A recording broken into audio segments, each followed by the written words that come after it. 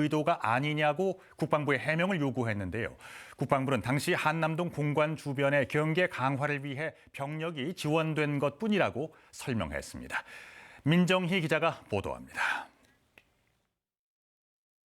지난 4일 새벽 1시 40분쯤 한남동 국회의장 공관 담벼락을 따라 군인 등 10여 명이 줄지어 이동합니다. 국회에서 비상계엄 해제 요구 결의안이 통과되고 40분이 지난 뒤입니다. 이들은 8분 뒤 의장 공관 정문에 집결했고 윤석열 대통령이 계엄 해제 요구를 수용하고 15분이 지난 새벽 4시 45분 철수했습니다. 이 화면은 계엄 당시 의장 공관으로 무장 군인이 출동했다는 의혹 제기에 국회 사무처가 공관에 설치된 폐쇄회로 TV를 전수조사에 나온 것입니다. 국회 사무총장은 계엄군이 왜 공관 주변을 배회했는지 국방부의 해명을 요구했습니다. 계엄 해제 요구 의결 후 공관에 복귀할 가능성이 있는 국회의장을 체포하라는 명령이 있었는지, 2차 계엄의 의도가 있었던 것은 아닌지. 이에 대해 군은 대통령 경호처가 한남동 공관 지역의 경계 강화를 위해 경계 병력 지원을 요청해 지원한 거라고 밝혔습니다. 또 해당 장병들은 비무장으로 계엄군과 무관하며 군사시설 보호구역 외에는 이동한 사실이 없다고 설명했습니다. 국회 사무처는 폐쇄회로 TV에서 확인된 병력 외에 추가 병력 배치 여부 등을 공개해야 한다며 철저한 수사를 촉구했습니다. KBS 뉴스 민정입니다. 다음 소식 전해드리겠습니다. 오늘도 추운 날씨 속에 대통령 파면, 이런 사안들을 촉구하는 시민들이 서울 도심에 나와서 집회를 이어갔는데요. 광화문에 나가 있는 취재기자를 연결합니다. 이원희 기자. 네, 지금 광화문에 오늘도 시민들이 많이 모였네요. 네, 그렇습니다. 조금 전인 저녁 7시부터 이곳 광화문 인근에서는 윤석열 대통령의 퇴진을 촉구하는 시민 문화제가 시작됐습니다. 영하권의 추운 날씨고 또 이곳이 성탄절 전날인데도 불구하고 시민들이 계속해서 모이고 있습니다. 탄핵 촉구 집회 때부터 이어졌던 형형색색의 응원봉, 오늘도 마찬가지로 어두워진 거리를 밝히고 있습니다. 집회에 참여한 시민들은 대통령이 탄핵 심판 서류도 받지 않고 있다며 절차 지연을 두고 답답함을 호소했습니다. 의도적으로 법망을 피해 나가는 것 자체가 너무 솔직히 얘기해서 참 한심하다고 느껴지고요. 헌법재판소에서도 당연히 그 탄핵을 인용하셔야 된다고 생각하고 있습니다. 윤석열을 이렇게 투표를 한 적이 있었거든요. 그래서 저도 이 일에 책임이 있다고 생각해서 그래서 가만히 있어서 안 되겠다. 오늘 집회는 시민들의 자유 발언과 공연으로 구성됐습니다. 특히 세월호 유가족과 시민들로 구성된 4.16 합창단이 지금 무대 위에 오른 상태입니다. 집회가 경복궁역 인근에서 열리면서 사직로 일부 구간 교통이 통제된 상태인데요. 또 집회는 9시에 마칠 예정인데 참가자들은 집회를 끝내고 한덕수 총리 공관이 있는 삼청동을 지나 헌법재판소까지 행진할 계획입니다. 한편 보수 성향 단체들은 오늘 오후 세종대로 교차로 등에서 윤 대통령 탄핵 반대 집회를 열었습니다. 지금까지 서울 광화문 인근에서 KBS 뉴스 이원입니다.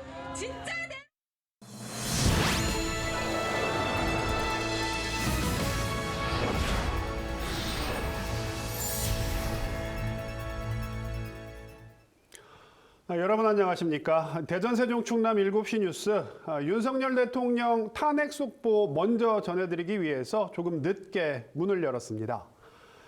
첫 소식입니다. 오늘 열린 국무회의에서는 민주당이 공포를 요구했던 쌍특검법이 논의되지 않았습니다. 한덕수 대통령 권한대행은 특검법은 모두가 수긍할 수 있는 내용이어야 한다며 여야가 타협안을 마련해달라고 공을 국회로 넘겼습니다. 먼저 정세배 기자가 보도합니다. 한덕수 권한대행은 오늘 국무회의에 내란 특검법과 김건희 여사 특검법을 안건으로 상정하지 않았습니다. 오늘까지 두 특검법을 공포하라는 야권의 요구를 거부한 겁니다. 한 권한대행은 특검법이나 헌법재판관 임명 등은 국회가 논의해달라며 여야가 타협안 협상을 시작해야 한다고 촉구했습니다.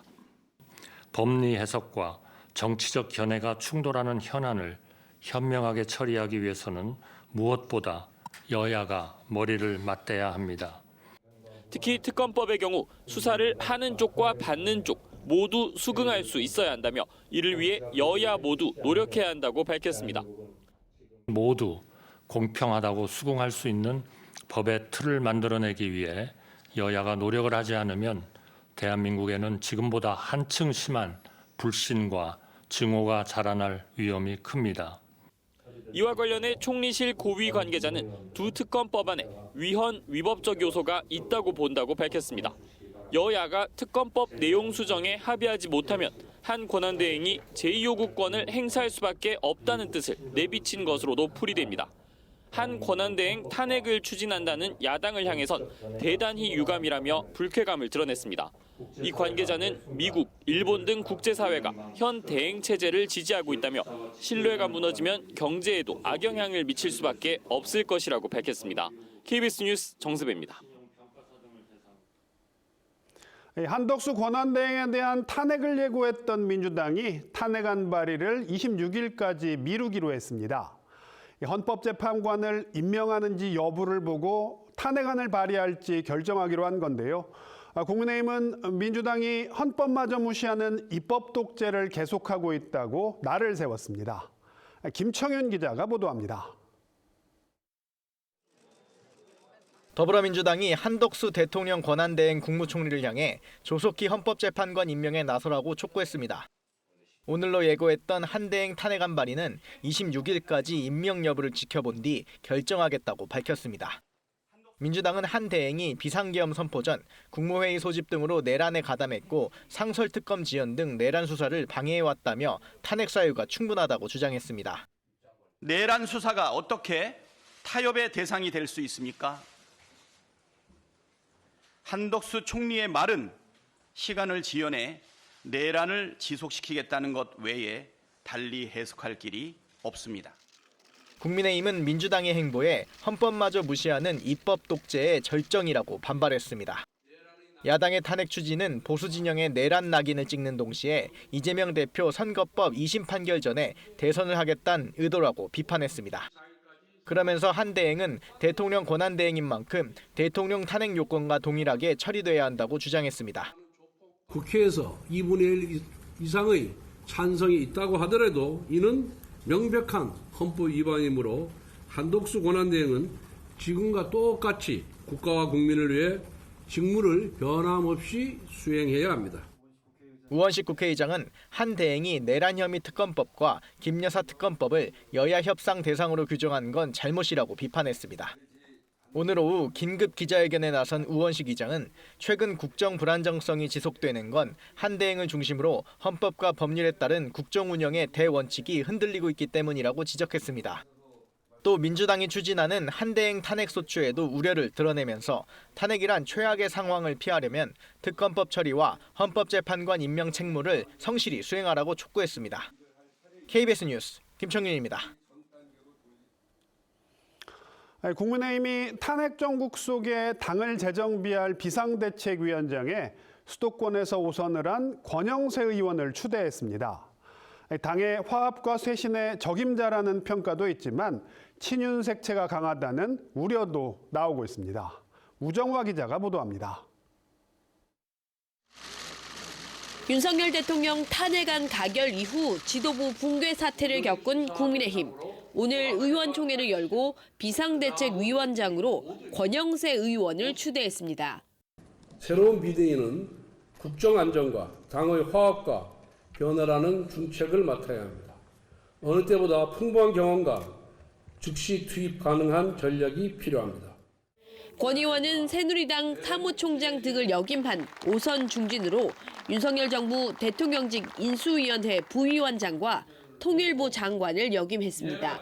당 화합과 변화라는 중책을 맡을 적임자라는 게 국민의힘 설명입니다. 당이 안정이 되지 않은 상태에서는 쇄신이 이루어질 수가 없어요. 당의 화합, 안정과 쇄신은 다 필요하다고. 앞서 국민의힘 의원들은 선수별 모임을 갖고 권성동 원내대표와 함께 당을 이끌 비상대책위원장은 경험과 경륜을 갖춘 중진 의원이 맡아야 한다는데 의견을 모았습니다. 당 일각에서는 친윤계로 분류되는 권 의원에 대한 우려도 나옵니다. 국민의힘은 오는 26일 상임 전국위원회, 30일 전국위원회를 거쳐 비상대책위원장 임명을 공식 의결할 방침입니다. KBS 뉴스 우정합니다. 비상계엄 사태의 여파로 12월 들어 소비 심리가 크게 위축된 걸로 나타났습니다. 금융시장까지 출렁이면서 소비 심리 하락폭은 코로나19가 유행했던 2020년 3월 이후 최대를 기록했습니다. 보도에 최유경 기자입니다. 비상계엄 사태로 정치적 불확실성과 금융시장 변동성이 커지면서 12월 소비 심리가 크게 악화했습니다. 한국은행이 발표한 소비자 동향조사 결과를 보면 12월 소비자 심리지수는 88.4로 11월보다 12.3포인트 떨어졌습니다. 코로나19 대유행 시기인 2020년 3월 이후 최대의 하락폭입니다. 지수 자체도 2022년 11월 86.6 이후 2년 1개월 만에 가장 낮습니다.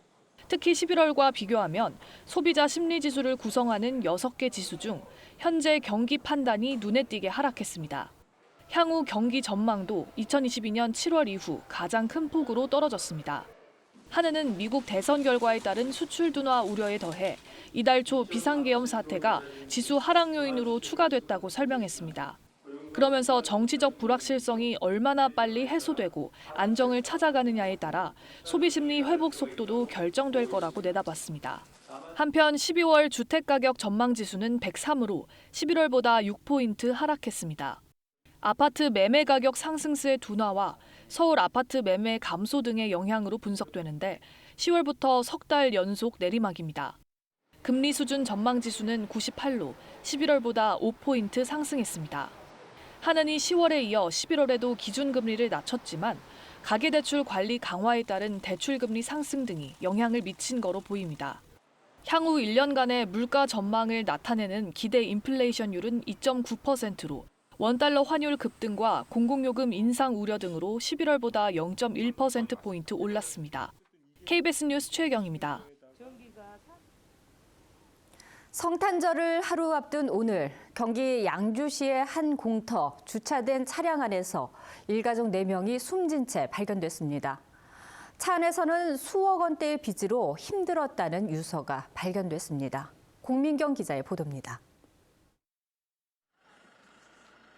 텅 빈 공터 앞에 경찰 통제선이 쳐져 있고 그 너머로 검은색 차량 한 대가 세워져 있습니다. 경기 양주시의 한 공터에서 일가족 4명이 숨진 채 발견됐습니다.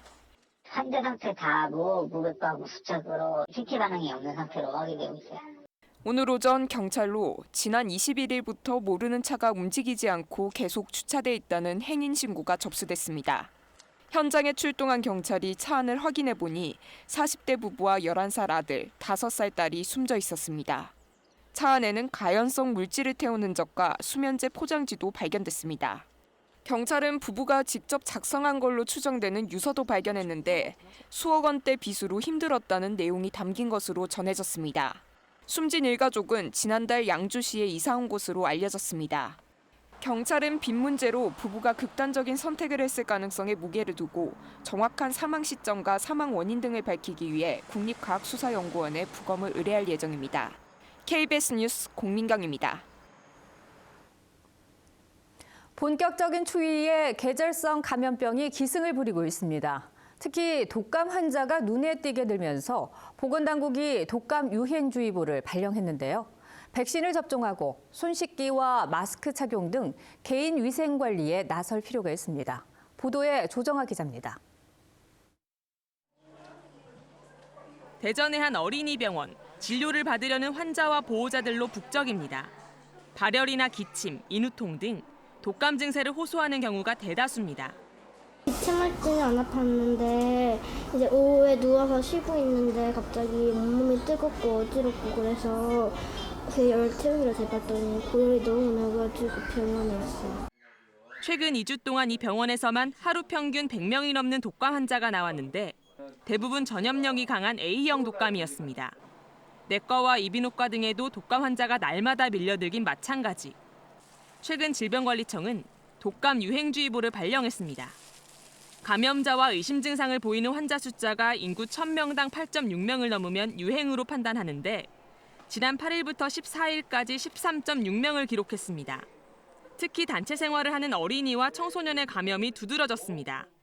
13살에서 18살 학생들은 1000명당 36.9명이나 걸렸고 7살에서 12살 사이 어린이 감염자도 24.7명이었습니다. 전문가들은 증상이 심할 경우 폐렴을 동반하는 경우도 있다며 주의를 당부했습니다. 기침 콧물이 심해지면서 폐에 염증을 일으킬 수 있습니다. 그러면 열도 오래 나고 그런 폐렴으로 가게 돼서 특히나 면역력이 약한 어린 아이들이나 노인분들한테는 증상이 더 심하게 일으킬 수 있습니다. 보건당국은 서둘러 백신을 접종할 것과 손 씻기나 마스크 쓰기 등 개인 방역 수칙을 철저히 지켜줄 것을 강조했습니다. KBS 뉴스 조정아입니다. 어려운 과학 기사를 쉽게 풀어보는 과학 기사를 부탁해 과기부 순서입니다. 지구라는 이름으로 활동 중인 과학 커뮤니케이터 이은진님과 함께합니다. 어서 오세요. 안녕하세요. 네, 자 오늘 은진님의 의상을 보니까 어떤 과학 기사를 소개해 주실지 짐작이 가는데요. 어떤 과학 기사인가요? 네, 메리 크리스마스. 내일이 바로 세계인의 축제인 크리스마스잖아요. 그래서 오늘은 크리스마스의 대명사 산타클로스와 썰매를 끄는 루돌프를 과학의 눈으로 바라보는 시간을 준비했습니다. 네, 재밌을 것 같은데요. 저는 크리스마스 하면은 캐롤, 또 캐롤 중에서도 산타클로스 is coming to town이라는 곡 좋아하는데요. 이 노래를 듣다 보면 정말 어딘가에는 산타 할아버지가 꼭 계실 것 같다라는 생각이 드는데 실제로 계시지 않을까 이런 생각도 듭니다. 그러니까 지금까지 이야기가 전해지는 거 아닐까요? 보신 적 없으신가요? 글쎄요, 전 착한 어린이가 아니었나 봐요. 저는 착한 어린이였나 보네요. 네. 저는 분명히 어릴 때 봤었는데요. 네. 이 빨간 옷에 흰 수염을 한 산타클로스는 4세기경 현재 튀르키예의 파타라 지역에 살았던 가톨릭주교 성 니콜라스라는 인물로부터 유래했습니다. 네, 성 니콜라스는 어떤 분이길래 이 산타클로스의 유래가 됐을까요? 네, 성 니콜라스는요, 당시에 어려운 사람들을 돕는 자선 활동가로 유명했는데요. 한 번은 가난으로 힘들어하는 집에 창문을 통해 황금 주머니를 몰래 던져주었는데 이것이 굴뚝과 양말 속에 들어갔다고 전해지면서 크리스마스에 양말을 걸어두면 선물을 받는 풍습이 생겨났다고 합니다. 또 매년 12월 6일마다 어린이들에게 선물을 나눠주었던 관습이 오늘날 산타가 썰매를 타고 굴뚝을 통해 선물을 가져다주는 모습으로 구체화되었습니다. 이렇게 유래한 산타클로스는 지금까지도 크리스마스가 되면 루돌프 썰매를 타고 전 세계를 누비며 아이들에게 행복을 선물하는 존재로 모두가 기다리는 인물이 되었죠. 네, 앞서서도 저희가 성 니콜라스의 그림을 봤는데 이 최근 성 니콜라스의 얼굴이 1700년 만에 밝혀졌다라고 하는데 글쎄요, 이 어떻게 성 니콜라스의 산타클로스 이 목격담이 있어서 알려지게 되는 걸까요? 아쉽게도 목격담은 없었고요. 네. 이 또 성 니콜라스가 4세기 사람이기 때문에 남아있는 사진이나 초상화가 없어 이 생김새를 아는 이가 없었습니다. 그런데 최근 브라질의 3D 복원 전문 연구팀이 이 니콜라스의 유해 데이터를 이용해 두개골을 3D로 재구성한 뒤에 해부학적인 접근을 통해 얼굴의 윤곽을 구체화하면서 성 니콜라스의 얼굴을 복원하는 데 성공했다고 합니다. 네. 여러분 보시기에 어떤가요? 이 산타 할아버지 치고 좀 동안인 것 같지 않나요? 굉장히 동안이시고 생각보다 좀 푸근하실 줄 알았는데 조금 샤프한 그런 이미지도 있으신 것 같습니다. 자, 그런데 많은 아이들이 오늘 크리스마스 이브가 되면은 산타 할아버지 선물을 받기 위해서 또 산타 할아버지를 기다리면서 밤에 기다리잖아요. 이럴 때 늦은 밤까지 아이들이 기다리지 않고 산타 할아버지의 위치를 확인할 수 있는 방법이 있다면 좋을 것 같은데 없을까요? 21세기니까 가능합니다. 네. 바로 산타 위치 추적 서비스인데요. 이 북미 항공우주 방위 사령부에서는 1955년부터 매년 크리스마스에 산타 위치 추적 서비스를 통해 산타의 위치를 실시간으로 제공하고 있습니다. 그렇군요. 자, 그렇다면은 우리나라에서도 그 위치 추적 서비스가 가능할까요?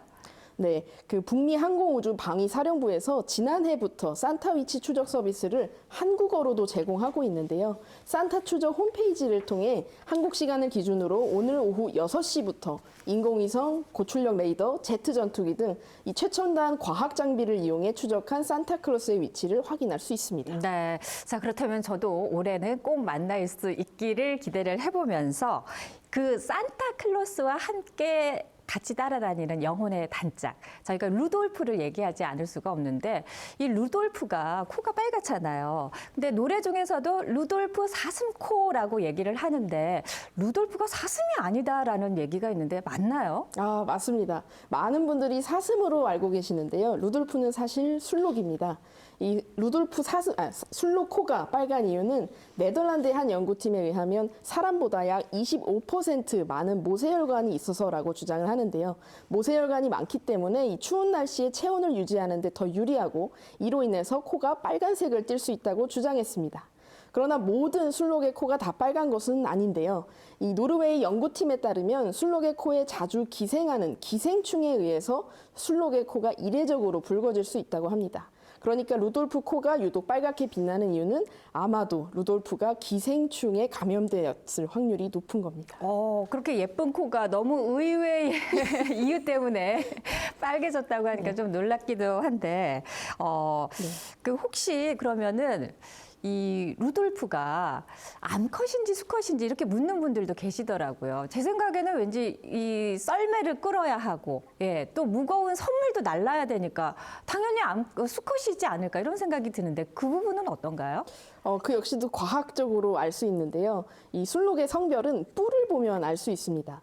수컷만 뿔이 나는 사슴과 달리 술록은 암컷과 수컷 모두 뿔이 나는데요.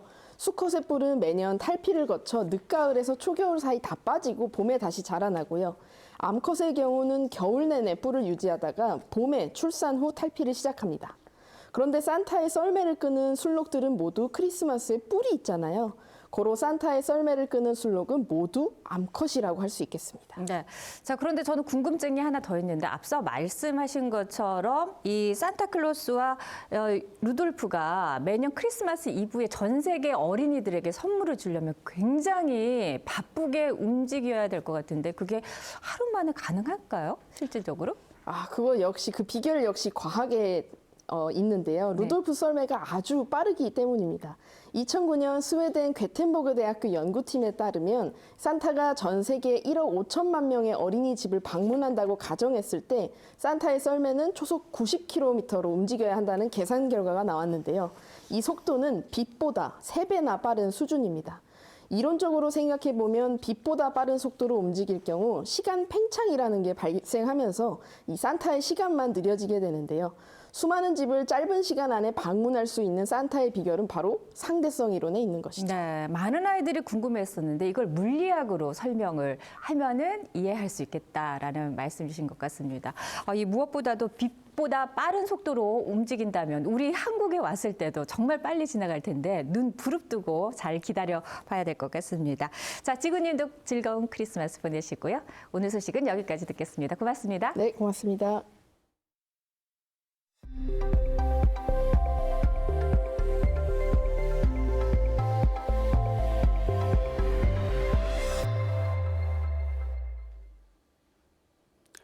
연말을 맞아 올 한 해 우리 지역을 달궜던 이슈들을 되짚어보는 기획보도 순서입니다.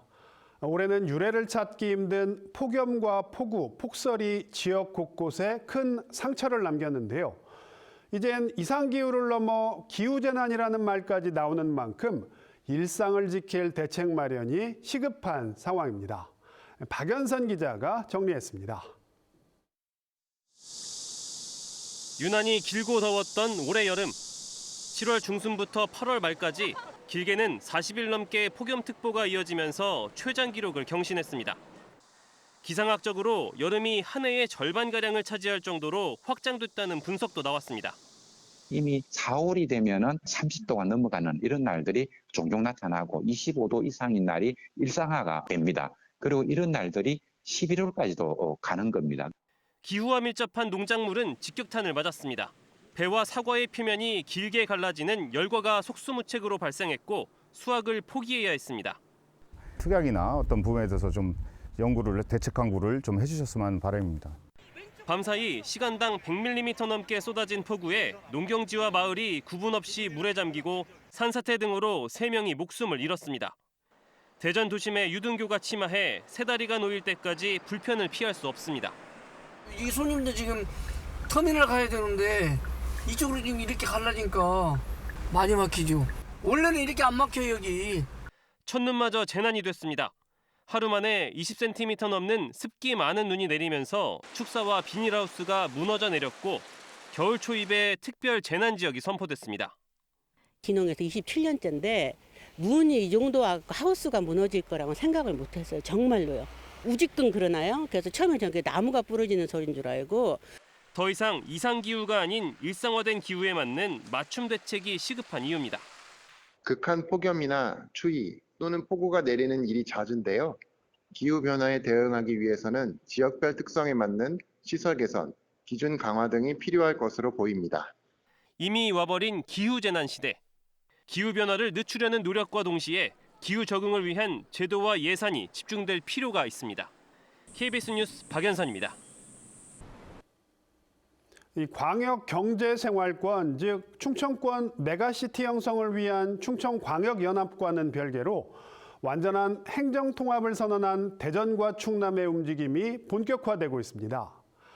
통합 실무협의를 맡은 민관협의체가 출범했는데 지역민 의견 수렴을 통한 공감대 형성에 주력할 계획입니다. 이 소식은 최선중 기자가 전하겠습니다. 대전에서 학계 전문가와 경제계 대표 등 15명, 충남에서는 일부 기초단체장과 의회의장 등 15명, 모두 30명이 한자리에 모였습니다. 대전과 충남의 행정통합의 실무협의를 맡을 행정통합 민관협의체입니다. 핵심 역할은 통합자치단체의 지위와 기능, 명칭, 청사 위치 등을 담을 법률안 초안을 마련하는 것입니다. 통합을 위한 법안을 만들어서 국회 한 4월까지 제출할 계획입니다. 그 전에 지역 주민들의 공감대가 중요하기 때문에 소통을 위한 여러 가지 주민 공청회라든지 특히 내년 상반기 통합 법률안을 국회에 제출할 것으로 알려진 대구 경북에 앞서 내년 4월까지는 법률안 초안을 만들겠다는 구상입니다. 가장 먼저 앞으로 서너 달 동안 집중적으로 주민 의견 수렴에 나섭니다. 우리가 경험했던 시군 통합이 아니고 시도 통합이라고 그러는 그 장점과 당위성을 적극적으로 설명하고 알려드리도록 하겠습니다. 전문가들은 양 시도지사가 행정통합을 선언한 만큼 추진 동력은 갖췄다고 분석하면서도 법안 추진 과정에서 정치권과의 공감대를 강조했습니다. 특히 이 대전 충청권에 야당 의원들이 많이 있는데 이분들과의 공감대를 어떻게 할 것인가에 대한 선택과 집중이 좀 필요해 보입니다. 대전시와 충남도는 내후년인 2026년 7월에 통합지자체를 출범시키겠다는 계획. 민간협의체가 관주도의 통합 추진이란 한계를 뛰어넘어 통합에 속도를 낼지 관심이 쏠리고 있습니다. KBS 뉴스 최선중입니다. 중국은 경기를 일으키기 위해 각종 대책을 내놓고 있지만 수년째 계속되는 부동산 시장의 침체는 나아질 기미를 보이지 않고 있습니다.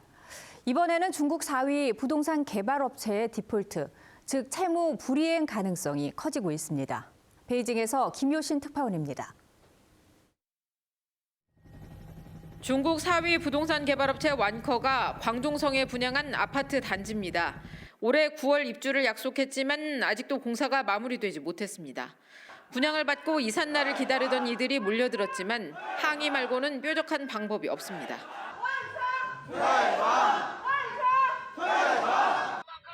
5월 허난성에서도 완커가 짓던 아파트 공사가 중단됐습니다. 건설 노동자들의 임금을 지급하지 못했기 때문입니다. 회사 매출은 줄고 자금 조달이 막혀 빚이 쌓여가자 글로벌 신용평가사 스탠더드앤푸어스는 완커의 신용등급을 투자 부적격으로 평가했습니다. 중국 금융당국은 최근 주요 보험사들의 완커에 대한 금융 노출 규모를 보고하라고 지시했습니다. 지원이 필요하다면 어느 정도일지를 파악하려는 조치입니다. This company is on the radar for potential defaults, and this is the fourth largest developer in China that has so far avoided default. 중국 부동산 위기는 전방위로 번지고 있습니다. 프랑스 루브르 박물관을 닮아서 베이징의 명소가 된 쇼핑몰입니다. 홍콩의 고급 부동산 개발업체가 소유했는데 공실 비율이 높아지면서 최근 매각에 나선 것으로 알려졌습니다. 2021년 헝다부터 촉발된 부동산 위기 속에 완커까지 몰락할 경우 그 파장은 중국 부동산 시장을 넘어 경제 전반에 미칠 수 있습니다. 베이징에서 KBS 뉴스 김효신입니다.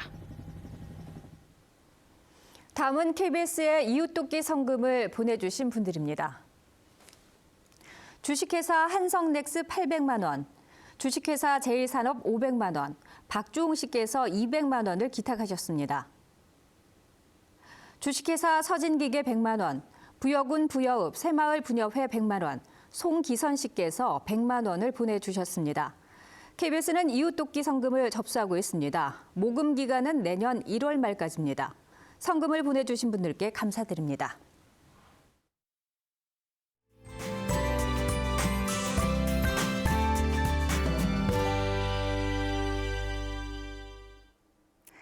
내일은 성탄절입니다. 작년처럼 화이트 크리스마스를 기대하시는 분들 많으실 텐데요. 올해의 성탄절은 저녁까지 흐리기만 하겠고요. 밤에는 빗방울이 떨어지거나 눈이 날리는 곳이 있겠습니다. 크리스마스 이브인 오늘 추위가 이어지고 있습니다. 내일 아침도 대전이 영하 2도까지 떨어져 춥겠는데요. 낮부터는 추위가 누그러지겠고 모레 아침은 기온이 영상권으로 올라서겠습니다. 내일 아침 세종이 영하 2도, 논산은 영하 3도에서 출발하고요. 한낮에는 대전과 세종, 공주가 7도까지 오르겠습니다. 중남 북부 지역의 아침 기온은 천안이 영하 4도, 아산 영하 2도, 한낮에 서산이 8도를 보이겠습니다. 중남 남부 지역의 아침 기온은 청양이 영하 4도에서 시작하고요. 낮 기온은 보령이 8도까지 오르겠습니다. 물결은 서해 중부 먼바다에서 2m까지 일겠습니다. 모레는 국외 미세먼지가 유입되면서 우리 지역 공기가 탁하겠고요. 금요일 아침 다시 영하 5도 안팎의 추위가 찾아오겠습니다. 지금까지 날씨였습니다. 네, 오늘 준비한 소식은 여기까지입니다. 7시 뉴스 마칩니다. 저희는 목요일에 다시 찾아오겠습니다.